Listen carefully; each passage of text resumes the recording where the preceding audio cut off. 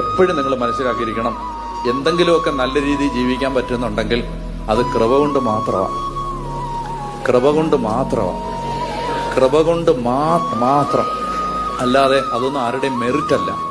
അതുകൊണ്ട് അപ്പസ്വലം പറയുകയാണ്, നല്ല തീരുമാനം എടുത്ത് നന്നായിട്ട് ജീവിക്കാമെന്നും തീരുമാനിക്കേണ്ട, അതും നടക്കത്തില്ല. ഇനി we are left with only one choice. പാപവും ചെയ്യാൻ പറ്റത്തില്ല, കുറെ നിയമം ചെയ്ത് സന്തോഷിച്ച് ജീവിക്കാനും പറ്റത്തില്ല. ഇനി കുറച്ച് തീരുമാനം എടുത്ത് നന്നായേക്കാന്ന് വിചാരിച്ചാൽ അത് നടക്കത്തില്ല. We have left with only one choice. മുട്ടയിൽ നിന്നിട്ട്, കർത്താവേ, നിന്റെ ആത്മാവിനെ തന്ന് എന്റെ ജഡത്തെ നവീകരിക്കണമേ. പിടികിട്ടിയോ? ഇതാണ് സുവിശേഷം.